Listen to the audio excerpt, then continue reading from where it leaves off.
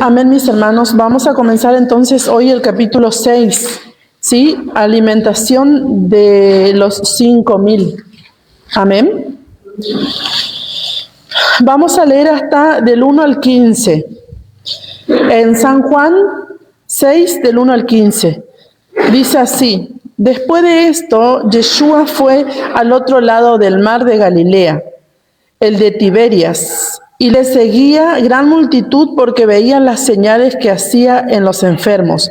Entonces subió Yeshua a un monte y se sentó allí con sus discípulos. Y estaba cerca la Pascua, la fiesta de los judíos. Cuando alzó Yeshua los ojos y vio que había venido a él gran multitud, dijo a Felipe: ¿de dónde compraremos pan para que coman estos? Pero esto decía para probarle, porque él sabía lo que había de hacer. Felipe le respondió: 200 denarios de pan no bastarían para que cada uno de ellos tomase un poco.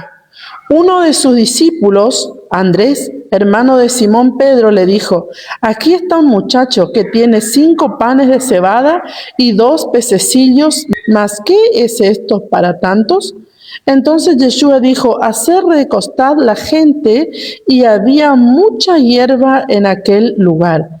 Y se recostaron como un número de 5,000 varones. Y tomó Yeshua aquellos panes, y habiendo dado gracias, los repartió entre los discípulos, y los discípulos entre los que estaban recostados. Asimismo, de los peces cuantos querían. Y cuando se hubieron saciado, dijo a sus discípulos: recoged los pedazos que sobraron para que no se pierda nada. Recogieron pues y llenaron 12 cestas de pedazos, que de los 5 panes de cebada sobraron a los que habían comido. Aquellos hombres entonces, viendo la señal que Yeshua había hecho, dijeron: este verdaderamente es el profeta que había de venir al mundo. Pero entendiendo Yeshua que iban a venir para apoderarse de él y hacerle rey, volvió a retirarse al monte él solo. Amén. Entonces vamos a comenzar hoy el capítulo 6 de San Juan. Comienza diciendo el capítulo 6, la alimentación de los 5,000. Después de esto, Yeshua fue al otro lado del mar de Galilea, el de Tiberias, ¿sí? Entonces, vemos que ellos estaban del otro lado, dice. Seguía gran multitud porque veían las señales que hacía en los enfermos. Entonces subió Yeshua a un monte y se sentó allí con sus discípulos. Vemos que dice el versículo 3 y 4, dice: entonces subió al monte y estaba cerca la Pascua, la fiesta de los judíos. Pero nosotros ya vimos la Pascua en el capítulo 2:13. Estaba cerca la Pascua de los judíos y subió Yeshua a Jerusalén. Muy bien, entonces ya vimos que estaba cerca la Pascua de los judíos, pero en el capítulo 6 encontramos nuevamente que en el versículo 4 dice: estaba cerca la Pascua, la fiesta de los judíos. Entonces aquí hay una conexión, se cree, con la Pascua, la misma Pascua del capítulo 2. Entonces, porque recordemos que la Pascua tiene 7 días de panes sin levadura, ¿verdad? Pero luego de primicia tenemos Pascua. ¿Cuándo es Pascua? 14 de Nisan. ¿Cuándo es panes sin levadura?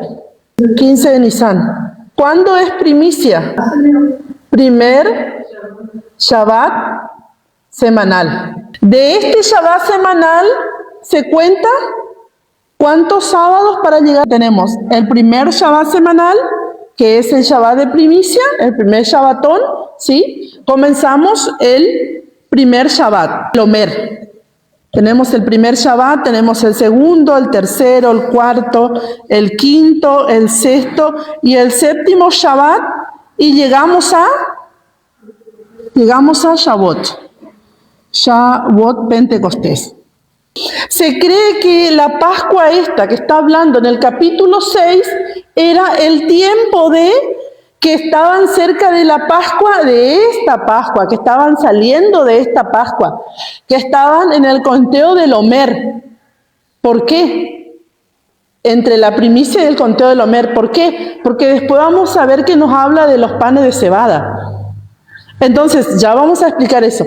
Entonces, se cree que es esta misma Pascua del capítulo 2:13, que no es una nueva Pascua, sino que estaban cerca de la Pascua, que habían dejado la Pascua hace unos días. Estaban ya en primicia pasando al conteo del Omer. ¿Se entiende? En el versículo 5. Cuando alzó Yeshua los ojos y vio que había venido a él gran multitud, dijo a Felipe: ¿de dónde compraremos pan para que coman estos? Entonces el Señor le hace una pregunta: ¿de dónde compraremos pan para que coman estos? El pan en hebreo, lejem. ¿Te acuerdas que Belén, cómo se dice en hebreo? Bet lejem. Casa de pan. Vemos que el Señor le dice: ¿de dónde compraremos pan para que coman esto? Es muy interesante porque el pan era muy importante y primordial para alimentarse. No es como nosotros de repente que si no tenemos pan, bueno, no importa, vamos a comer cualquier otra cosa. Pero para ello era esencial el pan. El pan estaba en todas las comidas, y el pan también el alimento básico. Del 5 al 8 dice: pero esto decía para probarle, porque él sabía lo que había de hacer. Felipe le respondió: 200 denarios de pan no bastarían para que cada uno de ellos tomase un poco. Uno de sus discípulos, Andrés, hermano de Simón Pedro, le dijo: aquí está un muchacho que tiene 5 panes de cebada y 2 pececillos. ¿Qué es esto para tantos? 5 panes de cebada y 2 pececillos. Isaías 55:1. A todos los sedientos venid a las aguas, y los que no tienen dinero, venid, comprad y comed. Venid, comprad sin dinero y sin precio vino y leche. ¿Por qué gastáis el dinero en lo que no es pan, y vuestro trabajo en lo que no sacia? Oídme atentamente y comed del bien, y se deleitará vuestra alma con grosura. Amén. Es interesante porque él dice, recordemos que Isaías es un profeta muy mesiánico, o sea, las profecías de Isaías mayormente, todas las profecías están, por supuesto, ligadas al plan de redención de Yeshua, pero Isaías habla mucho de Yeshua, más que del pueblo, de las 2 casas, como hablan otros profetas. Isaías está enfocado mucho en Yeshua, ¿sí? Entonces podemos ver que dice: venid, comprad y comed sin dinero. Venid a las aguas. ¿Qué tipifica las aguas en las Escrituras? La palabra, porque dice en Ezequiel 36 que Él va a derramar agua limpia sobre nosotros, la palabra que nos va a limpiar. Entonces, ¿quién es la palabra? Yeshua. Y Él dice: venid a las aguas, comprad sin dinero. Nuestra mentalidad racional, que nosotros de repente todo tenemos que calcular y ver que así sea, porque si no, no vamos a hacer nada si no tenemos dinero. Nosotros pensamos así, pero Yeshua no se mueve de esa manera como nosotros pensamos, y Él quiere que nosotros realmente llevemos nuestra mentalidad, como dice la palabra, que tenemos la mente de Cristo.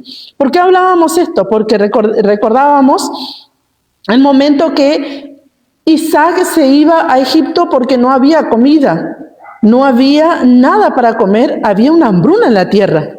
Y cuando él iba a Egipto, el ángel le apareció y le dijo que se quedara en Gerar. Y Gerar era un lugar de tierra seca, árida, de hambre, que los filisteos estaban todos desesperados por la situación que estaba sucediendo. y el ángel le dijo que se quedara ahí y que sembrara ahí. Imagínense si nosotros le pedimos dirección al Espíritu Santo y el Espíritu Santo nos dice, bueno, hace esta inversión, que uno tiene una plata y te dice, hace esta inversión. Y nosotros vamos a pensar, no, pero la economía está mal, los intereses no son buenos, un montón de variantes que nosotros vamos a pensar porque tenemos miedo de que perder nuestra plata. Pero resulta que cuando el Espíritu Santo nos dirige y logramos escuchar la voz del Espíritu Santo, ciertamente va a ser de bendición. Dice que Isaac sembró y cosechó al 100%. Pero contra toda variante del momento, porque realmente las condiciones eran deplorables, ¿sí? Eran las condiciones terribles en Gerar. Y dice que los filisteos le llegaron a decir, el rey le llegó a decir, vete de nosotros porque te has hecho más poderoso que nosotros. ¿Cómo? Cuando nosotros confiamos en la palabra, que es Yeshua, ¿sí? Por medio del Espíritu Santo pedimos la dirección, ciertamente vamos a pasar estas cosas que vamos a ser bendecidos. Que Felipe dice, ¿qué es esto? 200 denarios para una multitud. Felipe estaba como nosotros.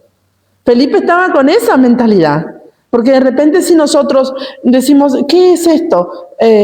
Bueno, yo tengo 500,000 pesos. Esto no es nada. Pero resulta que Dios puede hacer multiplicar y triplicar y sobreabundar lo poco que tenemos si nosotros nos dejamos direccionar por su palabra, que es por el Espíritu Santo de Dios. Por eso es que en este tiempo queremos que realmente podamos tener esa conexión y poder escuchar que el Espíritu Santo nos diga, que nos hable el Espíritu Santo. Porque, hermanas, todos los siervos de Dios, grandes siervos de Dios, han sido guiados por el Espíritu Santo. Entonces, ¿nosotros acaso somos menos que alguien? No. Todos tenemos la misma condición de poder escuchar, porque la sangre fue derramada por todos. ¿Me entienden? Entonces tenemos que lograr que el Espíritu Santo nos hable. Felipe le dice en el 5, cuando alzó Yeshua los ojos y vio que había venido a él gran multitud, dijo a Felipe, ¿de dónde compraremos pan para que coman estos? Pero esto decía para probarles, porque él sabía lo que había de hacer. Yeshua es el único que sabe, se debe hacer. Y nosotros sabemos que Él es el único que sabe, pero muchas veces creemos que nosotros sabemos más que Él, le digo por experiencia propia. ¿Por qué? Porque vamos y cometemos una y otra vez los errores que cometemos. Entonces vemos que dice el versículo el 7, que Felipe le responde y le dice, 200 denarios de pan no bastarían para que cada uno de ellos tomase un poco.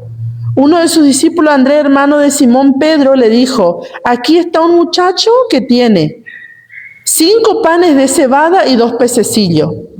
Entonces, el pan era de cebada. Y esto es interesante porque la cebada es el grano que se ofrenda después de primicia. ¿Sí? Esta es la razón por la cual creemos que esta Pascua pasó recién. ¿Entienden por qué le hicimos la conexión que dice estaba cerca la Pascua, pero no es que venía la Pascua, sino que la habíamos dejado atrás? ¿Me entienden o no? ¿Por qué? Porque es la ofrenda que se ofrece después de primicia. Entonces se cree que es la misma Pascua del capítulo 2:13, porque la fiesta de la Pascua sucede cuando el grano está aviv, el grano está a punto de madurar, ahí sucede la Pascua, ¿sí? Y ya estudiamos por qué declara el autor de Juan que era una fiesta de los judíos, ya estudiamos, ¿sí?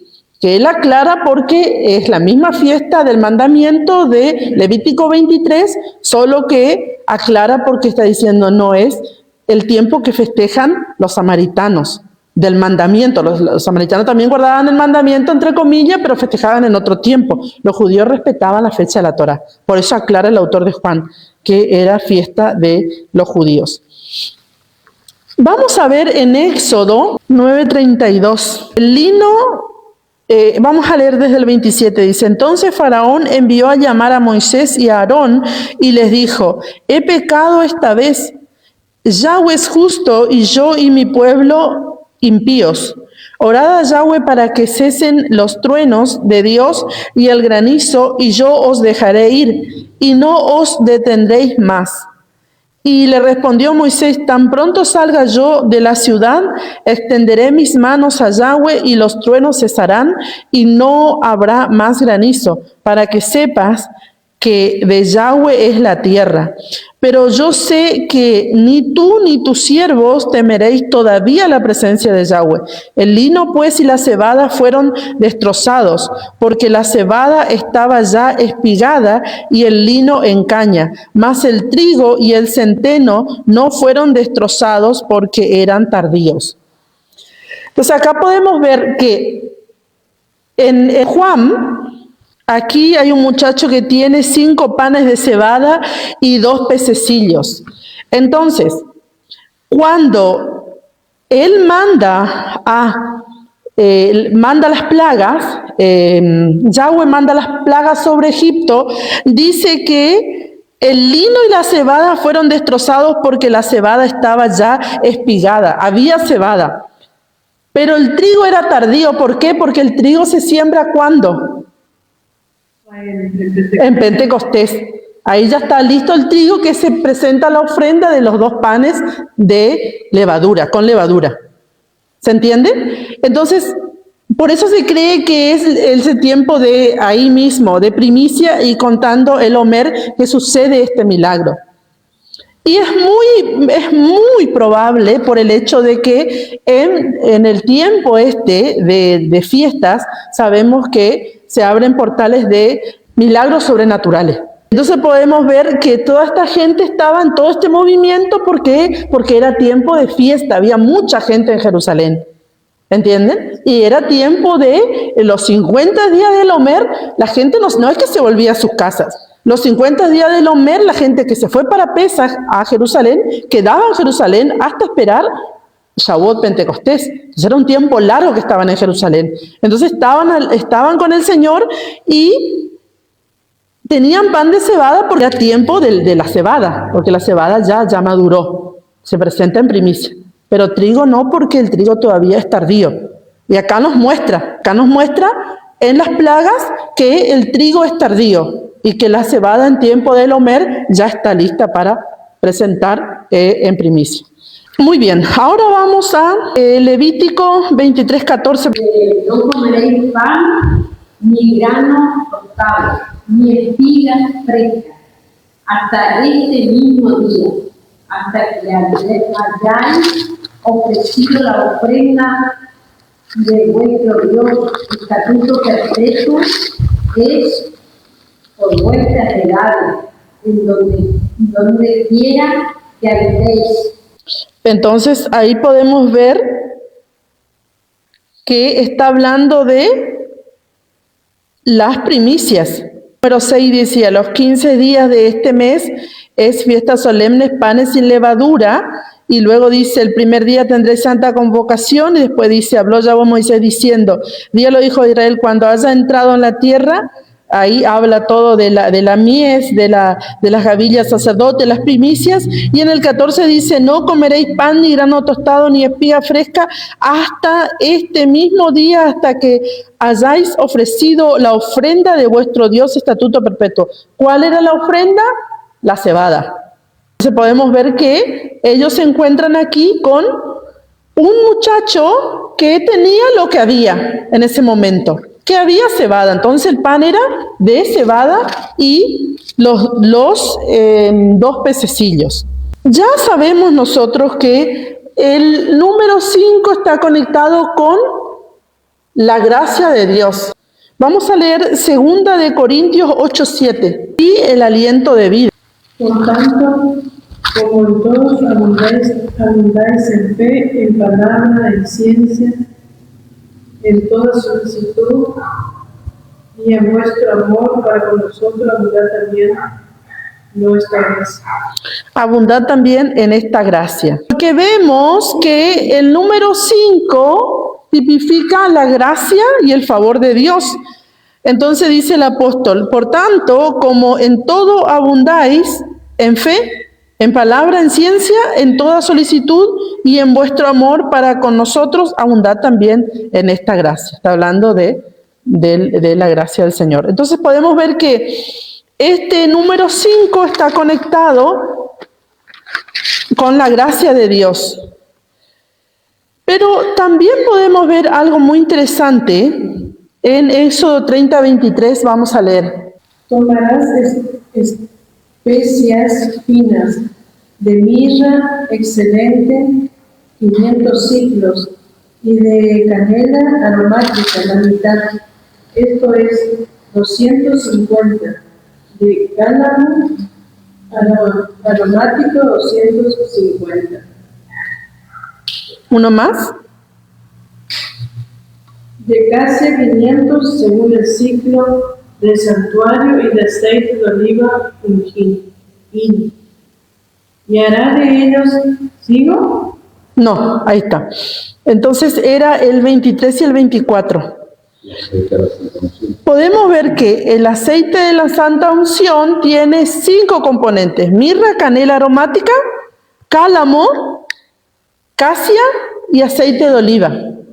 5 ingredientes para el santuario, el aceite de la unción. Este muchacho es muy interesante porque, por lo visto que era un muchacho jovencito, tenía lo que el Señor necesitaba, ¿sí? Y el 5, porque me parece muy interesante, nosotros tenemos que ver cuando las Escrituras nos dan un número, nos dan un nombre que nos está queriendo explicar algo muy significativo. El 5 tipifica justamente la gracia de Dios. Y este hombre, este muchacho, que de repente nadie le había visto hasta que tuvieron hambre. ¿Me entienden? Nadie le había prestado atención hasta que tuvieron hambre y supieron que él tenía lo que necesitaba para la multitud. Miren qué interesante. Realmente nosotros muchas veces nos vemos como insignificantes o como que no llegamos a cubrir cierta expectativa. Pero este muchacho, ¿qué se imaginó él que lo que él tenía, que llevó para su provisión, iba a proveer a la multitud? ¿Por qué? Porque tenía la gracia de Dios.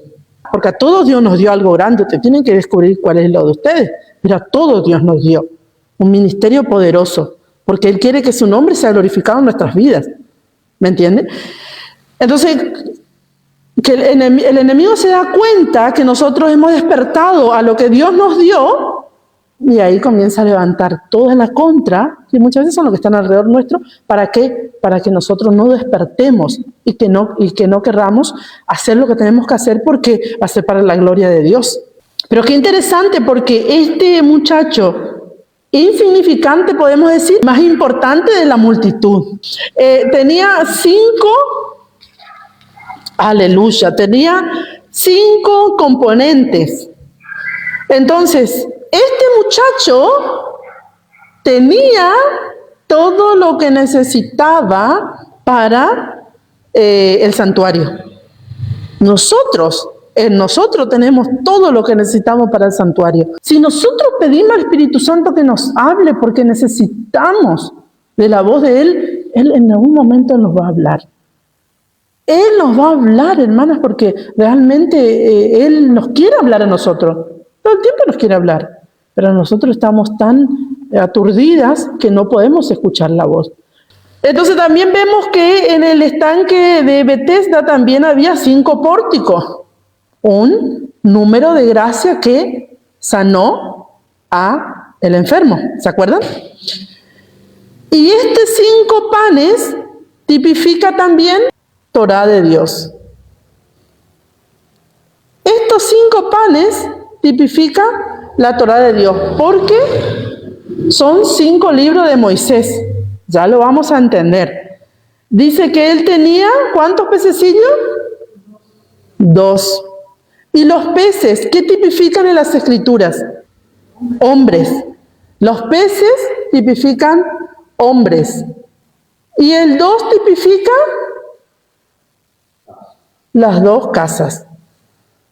Oiga, qué interesante, porque lo que estaba sucediendo camino a Shavuot era una preparación en el mundo espiritual para que las 2 casas que Yeshua vino a restaurar, porque Él no vino a formar una religión, no vino a levantar una iglesia romanizada ni católica, nada. Él vino a unir las 2 casas, o las 2 varas como habla Ezequiel. Ahora bien, este tiempo de preparación, Dios estaba transformando los corazones para llegar a Shavuot en un tiempo donde las 2 casas tenían que recibir la Torá de Dios. Porque ¿qué es lo que sucede en Shavuot Pentecostés? Se derrama el Espíritu Santo de Dios. ¿Para qué?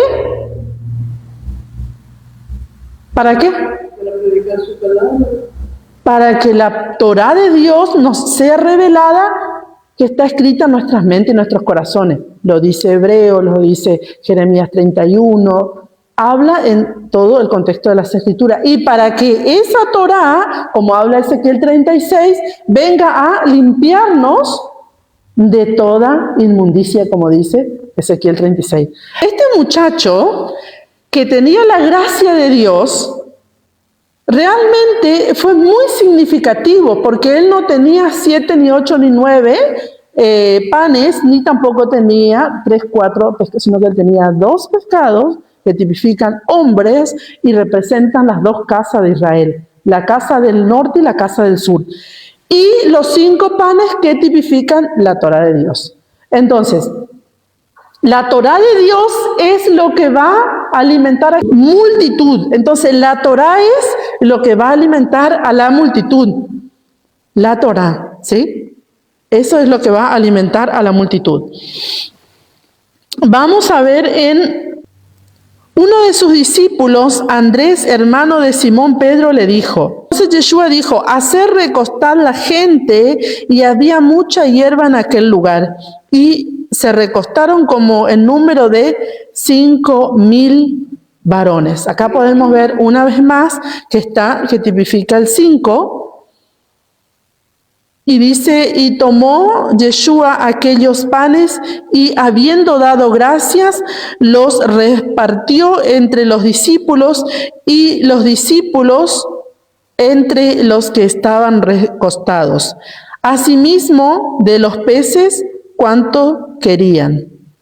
Y cuando se hubieron saciado, dijo a sus discípulos, recoged los pedazos que sobraron para que no se pierda nada. Recogieron pues y llenaron 12 cestas de pedazos, que de los 5 panes de cebada sobraron a los que habían comido. 12 cestas. ¿Cuántas tribus son? 12. Entonces, lo que va a recoger a la multitud de los hijos de Dios en las naciones es la Torá. Y va a completar el reino de Dios, que son las 12 tribus de Israel. Entonces, este mensaje de alimentación de los 5,000 es profético de la restauración del reino de Israel. Salmo 94. Porque 1000 años delante de tus ojos son como el día de ayer que pasó, y como una de las vigilias de la noche. Muy bien. Entonces, segunda de Pedro 3, 8 y 9. Mas, oh amados, no ignoréis esto, que para el Señor un día es como 1000 años, y 1000 años como un día. El Señor no retarda su promesa, según algunos la tienen por tardanza, sino que es paciente para con nosotros, no queriendo que ninguno perezca, sino que todos procedan al arrepentimiento. Entonces está hablando nuevamente de que un día es 1000 años, y 1000 años es un día para el Señor. Apocalipsis 20, 2, 3. Y prendió al dragón, la serpiente antigua, que es el diablo y Satanás, y lo ató por 1000 años. Y lo arrojó al abismo y lo encerró y puso su sello sobre él para que no engañase más a las naciones hasta que fuesen cumplidos 1000 años. Y después de esto debe ser desatado por un poco de tiempo. Entonces está hablando nuevamente de el tiempo de 1000 años, que 1000 años es como un día como 1000 años. Dios no retarda su promesa. Todo lo que dijo se va a cumplir, y acá podemos encontrar que 10, y se recostaron como en número de 5000 varones, una gracia plena de Dios. Deuteronomio 18, 15 al 19. Profeta de medio de ti, de tus hermanos como yo, te levantarás Yahweh tu Dios, a él oiréis. Conforme a todo lo que pediste a Yahweh tu Dios en Horeb el día de la asamblea, diciendo: no vuelvas a oír la voz de Yahweh mi Dios, ni veas jamás este gran fuego, para que no mueras. Y Yahweh me dijo: han hablado bien en lo que han dicho. Profeta les levantaré de en medio de sus hermanos, como tú, y pondré mis palabras en su boca, y él hablará todo lo que yo le mandare. Mas a cualquiera que no llene mis palabras, que él hablara en mi nombre, yo le pediré cuenta. Muy bien, entonces está hablando del Señor. Entonces podemos ver que el Señor es el profeta que iba a enviar el Padre. Ahora en Hechos 3:20, así que arrepentidos y convertidos para que sean borrados vuestros pecados, para que vengan de la presencia del Señor tiempo de refrigerio. Y él envíe a Yeshua, que os fue antes anunciado, a quien de cierto es necesario que el cielo retenga hasta los tiempos de la restauración de todas las cosas, de que habló Dios por boca de sus santos profetas, que han sido desde tiempos antiguos. Entonces, ¿quién es uno de los profetas que habló de todas estas cosas? Daniel. Daniel habló de lo que iba a suceder con la Torá y los tiempos, y de hecho sucedió, pero que venía la restauración. Y vemos que dice que es necesario que el cielo retenga, la Reina Valera dice es necesario que el cielo reciba, pero el griego dice retenga, hasta que retenga el Señor hasta los tiempos de la restauración de todas las cosas. ¿Qué es lo que se debe restaurar? ¿Cuáles son todas las cosas? Shabbat, las fiestas, las comidas, los tiempos, todas las cosas. Cuando se restaure todas las cosas y sea restaurado el reino de Dios, Yeshua viene. ¿Se entiende? Muy bien. 3:20, 19, 20, 21. Entonces, Yeshua va a restaurar el tabernáculo caído de David. Éxodo 24, de 9 al 11. ¿Hubo una reunión, una comida con el Señor o no? ¿Sí? Entonces vemos aquí que en el milagro de la alimentación de los 5000 nuevamente hay una reunión con el Señor y hay una comida, donde la gracia de Dios es desatada sobre todos ellos. ¿Por qué? Porque se produce la multiplicación. En Éxodo 16:4. Y Yahweh dijo a Moisés: aquí yo haré llover pan del cielo, y el pueblo saldrá y recogirá diariamente la porción del día, para que yo recuerde siendo mi rey por mí. Muy bien, entonces, el maná tipifica justamente la alimentación espiritual. Tipifica porque dice para que Dios les dio el maná para probarles si ellos andaban en sus ordenanzas y en sus estatutos. En 1 Corintios 11:24. Jesús le dijo: yo soy el pan de vida, el que en mí viene nunca tendrá hambre, y el que en mí cree no tendrá sed jamás. Entonces, el maná fue enviado para que el pueblo se alimente y sea probado a ver si andaba en sus estatutos. Ahora Yeshua dice, yo soy el maná del cielo, el que viene a mí no tendrá hambre ni sed. Entonces el que viene a él va a ser probado si anda en sus estatutos, en otras palabras, lo mismo que hacía el maná. ¿Se entiende? Y habiendo dado gracia, le partió y dijo, tomad, comed, este es mi cuerpo que por vosotros partido, haced esto en memoria de mí. Muy bien. Está hablando nuevamente del pan.